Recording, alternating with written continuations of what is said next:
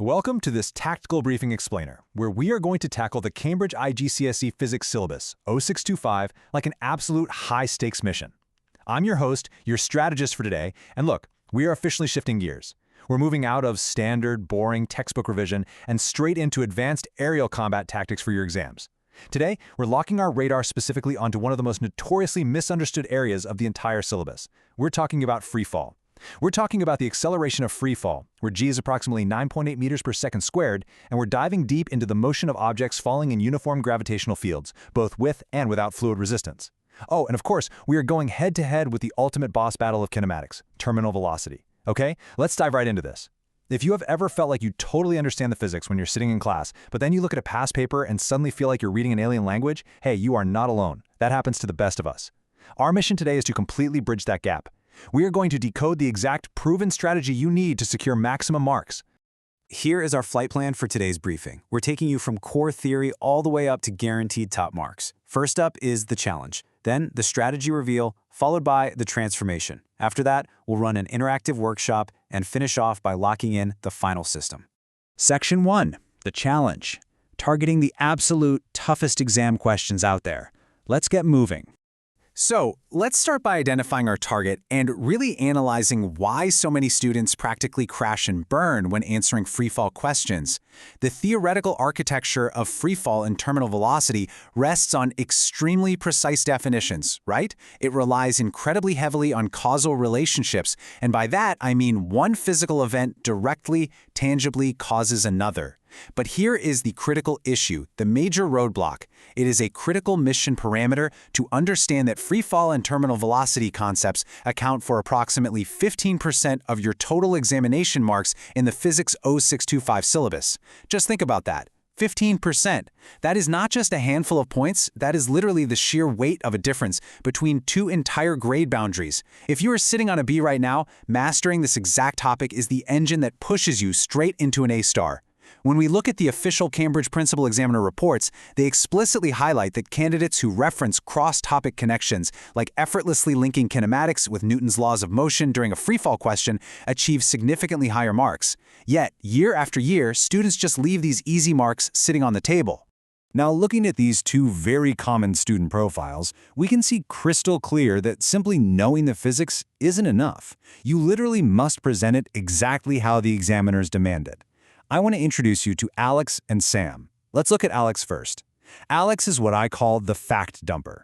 When faced with a question about an object falling with air resistance, Alex writes a whole novel. Alex writes that gravity is 9.8 meters per second squared, that air resistance pushes up, that speed is distance over time, and the terminal velocity is when it stops accelerating. Look, it's all true, but it completely lacks analytical structure. Because it's just a brain dump, Alex scores maybe 1 out of 4 possible marks. Ouch! Then we have Sam. Sam rushes everything. Sam reads, describe the motion, and just scribbles, it falls and reaches terminal velocity, completely ignoring the crucial command word that might have actually asked to explain the dynamic changes in acceleration. Neither of these approaches survives the brutal reality of the Cambridge mark scheme. So, how do we fix this? Let's move to Section 2, the strategy reveal, advanced aerial tactics for physics. We are now going to reveal the advanced, top-secret strategies that top-tier students use to secure full marks every single time. The presentation of information in Cambridge Physics follows very strict conventions. You absolutely need correct terminology, clear annotations, and a highly logical, structured reasoning path. Top students don't just write what they know. They write what the examiner is specifically hunting for on their grading rubric. It's an entirely different mindset. You aren't just a physics student anymore. You are a forensic analyst deconstructing a physics problem. And the assessment framework prioritizes analytical depth over superficial breadth, which is exactly why the Peel framework is your absolute best weapon here. Peel brilliantly illustrates how to perfectly structure a complex physics paragraph. Let's say the question asks you to explain why a skydiver reaches terminal velocity. First, point. State the core principle. As the skydiver's velocity increases, the air resistance opposing their motion also increases. Second, evidence. Pull directly from the data or diagram provided. The diagram shows the downward weight remains constant at 800 newtons. Third, explanation. Give them the causal relationship. Therefore, the resultant downward force decreases, causing the acceleration to decrease. Finally, link, connect it right back to what they asked. Eventually, air resistance perfectly equals weight, resultant force becomes strictly zero, and terminal velocity is reached. Boom! It is systematic, it is bulletproof, and it essentially forces you to use those high-value cross-topic connections like resultant force and kinematics. Okay, I'm putting you on the clock. Take 30 seconds to look at the two answers on screen. One just says air resistance equals weight, so it stops accelerating. The other actively uses the Peel framework, systematically establishing that the uniform gravitational field creates a constant weight, but the ever-increasing velocity causes an increasing fluid resistance until the forces are perfectly balanced. The examiner is actively hunting for that second answer, guys. They are desperately looking for that unbroken cause and effect chain. If you miss a link in the chain, for instance, if you forget to explicitly state that the resultant force decreases, you instantly drop a method mark, and we do not drop marks in this briefing. Before we continue, subscribe to our YouTube channel, Ace the Exams, at acetheexams_IGCSE to excel in your Cambridge examinations. Click that subscribe button and hit the bell icon right now. All right, Section 3, the transformation. Upgrading your exam from a sea of red marks to a beautiful page of green check marks. Let's do this. Let's take those inherently flawed answers we talked about earlier and transform them into top-tier, fully examiner-approved responses. Moving from a scattered, panicked response to a perfectly calibrated answer requires a fundamental shift in how you process the question on the page. We are going to literally upgrade your mental processing software so that every single time you see a question about falling objects, your brain immediately sorts the information into the right analytical buckets. This systematic processing sequence you see right now is the exact standardized framework required to navigate really complex uniform gravitational field problems. First, deconstruct the question. Is it asking about an object in a vacuum, or is it in a fluid like air or oil? Are there specific numbers provided? You have to extract that relevant data instantly. Second, break it into logical steps and solve systematically with extremely clear working. If you're calculating the acceleration before terminal velocity hits, physically write down F equals ma. Actually show your substitutions. Finally, check for reasonableness. Seriously, if you calculate an acceleration of, say, 50 meters per second squared for an object in free fall near Earth, your evaluate step should trigger a massive, blaring warning siren in your head. Because we already know the acceleration of free fall, g, is approximately 9.8 meters per second squared. Don't just blindly trust your calculator if the physics doesn't make sense. A massive, absolutely crucial part of this transformation is cleanly separating these two specific scenarios, because referencing cross-topic connections right here achieves significantly higher marks. This is a classic examiner trap, guys. When tackling these examination questions, you must establish the environment immediately. Are we in a vacuum or not? Comparative analysis requires identifying both the similarities and the differences. Without air resistance, the only force acting on the object is its weight. That's it. Therefore, the resultant force is completely constant, and by Newton's second law, the acceleration is constant at roughly 9.8 meters per second squared. If you're drawing a velocity-time graph for this, it's a straight diagonal line. Easy. But with air or liquid resistance, the whole game changes dynamically. The acceleration is absolutely not constant. It starts at 9.8, sure, but as velocity increases, fluid resistance increases, progressively squeezing that downward resultant force all the way down to zero. The velocity time graph curves, flattening out until it becomes completely horizontal. You must be specific to the context given in the prompt. I need you to pause and let these frameworks really sink in. Mastering these specific steps is exactly what elevates you from an average grade to those elite top-tier marks. Stop scrolling. Subscribe to our YouTube channel, Ace the Exams, at acetheexams_IGCS to excel in your Cambridge examinations. We've helped thousands of students improve by 2 to 3 grade boundaries. Join them right now by subscribing to @acetheexams_IGCS and turn on all notifications so you never miss our weekly exam strategy sessions. Moving right along to Section 4, the interactive workshop.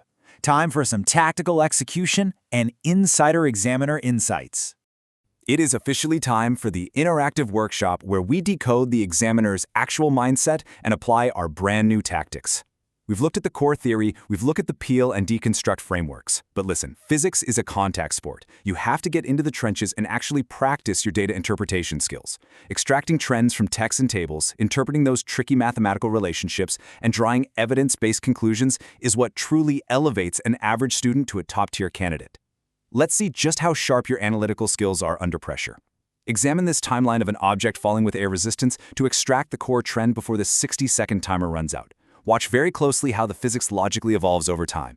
At 1 second, right at the exact moment of release, velocity is practically zero. Because velocity is zero, air resistance is zero. The only force pulling on it is weight, so acceleration is at its absolute peak maximum, 9.8 meters per second squared. Now, jump to 5 seconds. The object is moving really fast now. Air resistance has grown significantly. It's aggressively fighting back against the weight. The object is absolutely still speeding up, but, and this is key, the rate at which it speeds up, meaning the acceleration, is dropping. Finally, hit 10 seconds. The air resistance has grown so massive that it perfectly matches the downward weight. The forces are completely balanced. Resultant force is zero. Acceleration is zero. Terminal velocity has been fully achieved. If you can clearly visualize this specific sequence in your head, you can obliterate any kinematics graph question they throw at you. Now, straight from the highly guarded principal examiner reports, these are the top 3 evasive maneuvers you absolutely must make to avoid losing stupidly easy marks. Let's break these down because they are crucial. Number 1, confusing cause and effect. A student will write something like, the acceleration decreases, which causes the air resistance to increase. No, that is entirely backwards. It's like saying getting wet causes it to rain. It is the increase in velocity that causes the increase in air resistance, which then causes the resultant force to drop, which finally causes the acceleration to decrease. The physics must flow in the exact right direction. Number 2, formatting. We're talking about not using standard SI units or completely forgetting to put clear, readable annotations on your graphs. Don't throw away points on handwriting and labels. And number 3, failing to be specific. Look, if the question is specifically about a heavy steel ball falling through a tube of oil, do not write the words air resistance, write liquid resistance or drag from the oil. Be painfully precise. Let's test that precision. Scan the data on screen right now and find the major flaw where the student completely mixed up the cause and effect of air resistance. Imagine you are the examiner reading this paragraph on a test paper. The skydiver jumps and gravity pulls them down. As they fall, their velocity increases. Because air resistance increases, gravity begins to decrease until the forces are equal. Okay, did you catch it? That right there is a massive glowing red flag. Gravity begins to decrease. No way, absolutely not.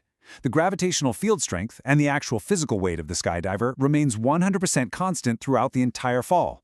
It is the resultant force that decreases, not gravity itself. This is exactly the kind of higher-order assessment mistake that costs students their full marks. You literally have to audit your own sentences to ensure your physical concepts are rock solid before you move on to the next page. Section 5. We made it! The final system. Let's secure this mission. Let's firmly lock in the complete physics answering system so you can seamlessly deploy these strategies on exam day. We have navigated our way through the core principles, deconstructed the most common painful errors, and totally reprogrammed how you approach free fall and terminal velocity. Now, it's all about condensing this tactical knowledge into a highly actionable system that you can rely on blindly when that exam hall clock is ticking down. These 3 procedural rules guarantee top marks by ensuring clear notation, correct terminology, and rock-solid structured reasoning. Step 1. Command word decoding. If the paper says state, you just need to drop a fact and move on. If it says explain, you must provide the causal relationship. Step 2. Peel framework application. Point, evidence, explanation, link. Use this for literally any long-form descriptive answer about forces in motion to ensure you never miss a step in the logical chain. Step 3. The time management matrix. Please do not spend 5 agonizing minutes on a 1-mark question about the value of g, and conversely, don't rush through a 4-mark terminal velocity explanation in 30 seconds. Let the allocated marks strictly guide your depth of analysis. Remember this ultimate safety net, guys. Never ever skip your working out, because the method marks actually reward your correct procedural framework. I honestly cannot stress this enough. Let's say you are calculating the distance fallen before terminal velocity using the area under a velocity time graph. You extract the data perfectly, you apply the correct formula for the area of a triangle, half base times height, but then you punch the wrong numbers into your calculator because you're stressed. If you just wrote down the final wrong answer on the dotted line, you get a 0, nothing. But if you wrote down the formula and showed the physical substitution of the numbers on the page, the examiner can totally award you method marks. You are literally proving to them that your analytical framework is spot on, even if your calculator skills slipped up for a second. Always show you're working. Students who implement these physics strategies see an average improvement of 2 grade boundaries, but only if they practice consistently with our weekly videos. Now take 30 seconds to invent your own personal memory hack for the core principles of acceleration and terminal velocity. For example, to easily remember the terminal velocity sequence we just learned, you might use weight causes velocity, velocity causes resistance, resistance balances weight, WCV, VCR, RBW. Or maybe you want something even simpler, VAT. Velocity increases, acceleration decreases, terminal velocity reached. Whatever weird or funny acronym helps you trigger that exact systematic sequence of events in your brain, use it. When you are sitting right there in that silent exam hall, these small memory devices act as the master keys to unlock all the deeper analytical structures we've built up today. Here's your final reminder. Subscribe to our YouTube channel Ace the Exams at acetheexams_IGCS to excel in your Cambridge examinations. Subscribe right now to acetheexams_IGCS and click that bell. Don't let another exam pass you by. Drop a comment below with your target grade for physics and the biggest challenge you're facing. Our team responds to every comment. Like and share this video with a study partner.